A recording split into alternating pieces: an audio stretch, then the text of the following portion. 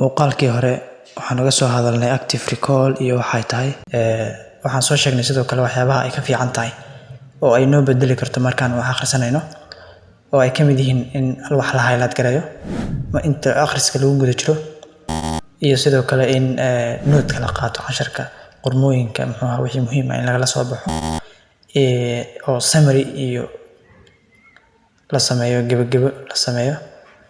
iyo sidoo kale ku celcelinta hal cashar ama hal ciwaan in maalin kasta la soo celceliyo oo laga dhamaan waayo sababo la xiriir inuu culus yahay oo kale ama maskaxda aysan geli karin marka saddexdaas buu iyada ka filan markaad wax akhrisanayso waana runtii saddex loo baahan yahay in aan fiiro gaar ku fiirino oo aan ka doorbidno isticmaalka ama adeegsiga fikradda la yiraahdo active recall marka waxaan rabnaa inaan tooshka ku iftiimino mid kasta iyo cilada uu leeyahay noo soo qabo highlighting in wax la highlight gareeyo macnaheedu waxa ka dhigan tahay waxa laga yaabaa in nafta lagu sabarsiinayo ama nafta loogu sheegayo in casharkaas ama ciwaankaas ama qodobkaas in laga dhamaaday oo la fahmay ay ka dhigan tahay ama waxa ka dhigan tahay in uu mudan yahay in la akhriyo oo markastaba isha ay ku dhacdo si qormooyinka kale uu uga duwanaadana calaamadaas loo saaro si macnaha ay u sahlanaato aragtidiisa iyo maaragtay in markaad buugga kala furtaba inaad kuwa kale ka hor arki karto laakiin waxyaabahaas oo idil kulli waa la arkay meeshay ku dambeeyeen dabcan waxaan dhihi karnaa hadda in badan oo kamid ah guryahay noo yaalaan waxaan laga yaabaa inaan lagu noqonin oo aan la fiirnin xitaa wixii la soo qaatay casharada ee la highlight gareyn jiray hadda haddii xaafadaha laga fiiriyo way buuxaan laakiin haddana waa laga socday oo duruusiyi kale looga mashquulay dib looguma noqdo marka xagee joogtaa highlight gareyntii maxay faa'iido keentay imtixaanka kaliya lagu baasayay mise waxa weeyaan waa maaragtay waxay kuu noqotay wax aad weligaa hore usii qaadan karto oo kula joogi kara iyadoo qudheeda su'aal isweydiin mudan marka highlightingku sidaas suurto u dhib badan yahay isla markaana ay u fiican tahay in laga doorbido adeegsiga active recall in la isticmaalo marka akhriska lagu guda jiro iyadaas marka dantu ay ku jirtaa note taking kan usoo laabo note taking waa inaad qaadato inaad qaadato note casharada markaad akhriyayso casharkaad akhriyayso meelaha muhiimka ah inaad la soo baxdo summary aad samayso oo soo koobto weeyaan iyada qudheeda waa laga soo dayrinaya waxa la leeyahay kama duwana highlighting kama duwana waayo xaafadaha way buuxaan haddana in badan oo kamid ah looma noqdo waana sababta keenta dabcan in wax la ilaawo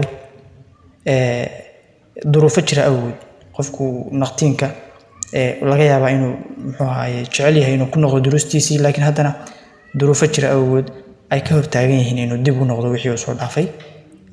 marka taasna waa laga soo dayrinaya waxaa laga doorbidayaa active recall u soo noqo ku celcelinta akhriska hal ciwaan oo keliya in lagu celceliyo iyadoo ciwaankaas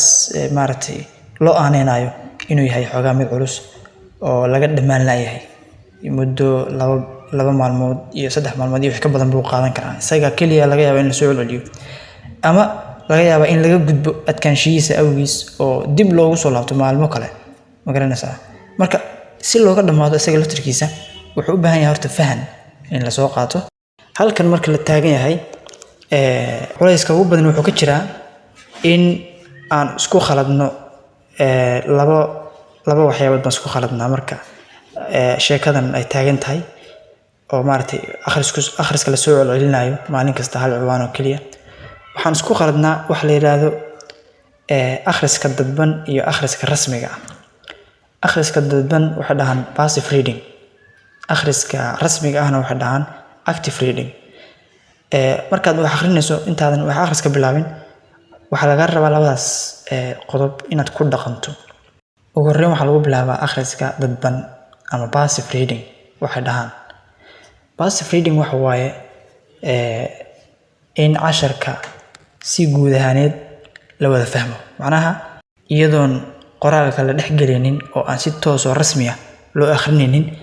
ayaa si guud ahaaneed horta fikrad guud baa laga qaataa. Tusaale fiican waxaa noqon kara macalinka sabuurada taagan ee bixinaya casharka furihii ayuu maaragtay ardayga siinayaa 20% ah 80% waxaa laga doonayaa ardaygu inuu raadsado. nidaamkan marka waa nidaam passive learning ah. Passive reading ama akhriska dadban waxyaabaha ay tahay inaad tixgeliso waxaa ka mid ah in cutubka aad akhriyayso ciwaankiisa inaad garato oo dhuuxdo waxa uu ka hadlayo. Waa maxay micnaha uu u taagan yahay ciwaanku? Kow, sidoo kale waxaa xusid mudan iyana in waxaan ka hadlaynaa waa akhriska dadban, kama hadlayno akhriska rasmiga ah. Akhriska dadban baan ka hadlaynaa. Sidoo kale waa inaad tixgelisaa qormooyinka farta loo madoobeeyay ee maaragtay cutubka ku dhex jira inaad iyagana isha ku boodbootiso oo aad isha la raacdo iyagana inaad dhuuxdo hadday yihiin eray bixino iyo hadday waxyaabo kale muhiim ah yihiinba inaad iyagana akhrido aad isku daydo inaad fahamto. sidoo kale aakhirka cutubka dhamaadkiisa haddii uu jiro summary casharka la soo koobay iyana inaad fiiriso waa muhiim oo aad wada akhriso oo aad fahanto.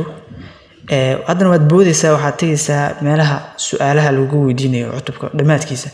su'aalahaas aad ka wada jawaabaysaa intay dhan yihiin oo dhan. su'aalahaas aad isku dayaysaa wixii kuu qabsooma inaad ka jawaabto waad ka jawaabtay. wixii kuu suuragali waayay kugu adkaadana dareenkaas inaad hesho ama falcelintaas inaad hesho aad baa macnaha naftaadu ay ugu baahan tahay. marka intaas waxaa la isku yiraahdaa passive reading. Active reading iyaduna waxa weeyaan waa in yacni qormada aad si wanaagsan u dhuuxdo micnaha ay xambaarsan tahay iyo nuxurka ku jira inaad maskaxdaada geliso. way ka duwan tahay passive reading sababtoo ah passive reading waxay ahayd in casharka faham guud laga qaato ma ahayn akhris rasmi ah. laakiin active reading waxa weeyaan waa akhris rasmi ah iyo faham dhab ah adigoo kasoo bilaabaya min bilow ilaa iyo dhammaad ku geynaya. adiga ayayna kugu xiran tahay haddii aad wax akhrintaada dhammaynayso iyo haddii aad meel dhexe uga tegaysaba. laakiin shayga ugu muhiimsan waxa weeyaan waxaan aad akhriyaysaad waqtiga ku bixinayso aad u fadhido ma fahmaysaa mise erayada meesha ku qoran umaad ku dhawaaqaysaa. xigmad ingiriisiga waxay leedahay it is very easy to buy books than to read them and it's very easy to read them than to absorb the contents. oo macnaheedu yahay inaad buug iibsato iyo inaad akhrido waxaa sahlan inaad iibsato. inaad erayada ku dhawaaqdo akhrido iyo inaad dhuuxdo nuxurka ay xambaarsan yihiin erayaduna waxaa sahlan inaad ku dhawaaqdo erayada oo akhriso. halkaas waxaa markaa laga dareemi karaa wax akhrinta laftirkeedu inay kala qiimo badan tahay. erayada qof kasta oo soo jeeda iyo qof kasta oo sii jeedaba way ku dhawaaqi karaan. laakiin nuxurka ay xambaarsan yihiin waxaa ka maqsuudi kara oo kaliya qof niyadiisu ay soo jeedo. dabcan ruuxaas ayaana ah ruuxa wax akhriskiisu miro dhal sameeyay waqtigiisiina dabcan bilaash kuma dayacmin qofkaas. waxyaabaha haddaba ay tahay inaad tixgeliso inta lagu guda jiro active reading waxaa ka mid ah inaad maaragtay dabaqdo farsamadii iyada ahayd ee loo yaqaanay active recall oo ka dhignayd in aad su'aal iska weydiiso casharka. waxaa laga rabaa marka qaabka u dabaqayso waa inay ku ag yaalaan warqad iyo qalin ama buug iyo qalin. warqadda waxaad ku qoraysaa su'aalo. su'aalahaasna waxaad kasoo dhex saaraysaa casharka aad akhriyayso eed fahamtay eed soo dhaaftay. casharka aad akhriyayso eed fahamtay eed soo dhaaftay ayaad ka samaynaysaa su'aalo. hal buug ayaad akhrisay intaad buugga kale aadan u gudbin ka hor isku day inaad buuggaas ka samayso su'aalo aad kasoo dhex saarto wixii maangal ah ee lasoo saari karo su'aal laga samayn karo inaad kasoo saarto. isla markaana aad ku qorto warqadda ku ag taalla su'aal ahaan aad ugu qorto. page kastood ka dhammaato akhriskiisa isla markaana aad isleedahay waad fahamtay waxaa loo baahan yahay inaad sida uga soo dhex saarto su'aalahaas oo aad ku qorto warqadaas ku ag taalla sidii pagekii hore aad ku samaysay oo kale. marka waxaa la doonayaa markaad wax yar socotaba oo aad page dhamayso qiyaastii inaad maaragtay page-kaas intaadan page-ka kale ku xiga aadan u gudbin inaad horta kan su'aalo ka samayso oo su'aalahaas ku wareejiso ama su'aalahaas aad ku qorto warqadda ku ag taalla su'aalahaasna meeshaas kama qoraysid ujeedada ugu qoraysaa ujeedaduna waxay tahay sidaad isku weydiin lahayd markaad in yar socoto oo xoogaa yar fogaato waxaa loo baahan yahay waraaqdaas meesha ku taalla inaad soo qabsato su'aalihii meesha aad ku qortay oo dhan aad ka jawaabto adigoo maskaxda toojinaya jawaabta aan ka daalacanaynin buugga waxay ka dhigan tahay dabcan active recall ayaad samaynaysaa waxaan filayaa inaad la yaaban tahay nidaamka active recall laakiin la yaabkaas waxay ku fiican tahay in loo jiheeyo arrinta ah in ardaygu mararka qaar ay dhici karto in hal ciwaan ama hal cashar uu kaga bixi waayo ama uu kaga dhammaan waayo 2 maalmood iyo wax la mid ah uu soo noqdo usbuuc ay ku qaadato ama wax ka badan inuu maaragtay ciwaankaas soo celceliyo akhrintiisa la yaabka sidoo kale waxaa mudan in loo jiheeyo akhriskii dadbanaa passive reading oo la keenay adeegsigiisa meel khaldan la keenay halkan waxaa la taagan yahay waa active reading passive reading wuxuu ahaa in casharka si guud ahaaneed loo fahmo marka xad gooniyuu lahaa xadkaas hadduu ka soo baxay waa dhibkiisu leeyahay halkan waxaa loo baahan yahay waa active reading waxay ku salaysan tahay waa isla xisaabtan marka haddii uu nidaamkani kugu cusub yahay adiga ama si aad hore u maqashay balse ay kugu adag tahay inaad dabaqdo nidaamkan wuxuu kaaga baahan yahay waa la qabsi awalba wax kastoo wanaag iyo khayr lehba qabashadiisu way adkayd kule haddaad wax raqiisa doonayso si fudud ayaa lagu heli karaa dabcan haddaad wax qaali ah doonaysana dabcan way adag tahay sida lagu helo marka waxaan isleeyahay akhyaartii xisaabtamaysa way garanayaan wixii dantooda ah qodobka labaad ee ay tahay in la tixgeliyo marka la dabaqayo active reading waliba qodobkani wuxuu mudnaa in laga dhigo qodobka ugu horeeya waa in laga fogaadaa wax walba oo qofka yacni ka wiicinaya hawshan uu faraha kula jiro wax akhriskan uu faraha kula jiro waxyaabahaas waxay ugu yeeraan ama ay ku magacaabaan distractionskuna waa 2 external iyo internal mid qofka banaanka uga imaanaysa iyo mid isaga gudihiisa ka dhacdhacaya qofka wax akhrisanaya kuwa banaanka uga imaanaya waxaa ka mid ah inuu meel buuq leh wax ku akhriyo inuusan qofka wax akhrisanaya social media ma garanaysaa uusan maaragtay iska qaban karin waana haddaan dhalinyaranahay waa u badannahay sidoo kaleeto in inuu asxaabtiisa la sheekaysto isagoo wax akhrisanaya inuu maaragtay la sheekaysto waxyaabahaas oo idil marka waa waxyaabo qofka banaanka uga imaanaya isla markaana sababaya inuu wax akhriskiisii sidii loogu talagalay u gudan waayo waxyaabaha internalka ama qofka gudihiisa ka dhacdhaca waxaa ka mid ah afkaartiisii inuu maaragtay qofku niyadiisiiba meesha ka qaado oo meelo kale uu ka fikiro isagoo iyadoo ay ahayd inuu meesha waxan uu faraha kula jiro hawshan uu faraha kula jiro inuu diiradda xoogga saaro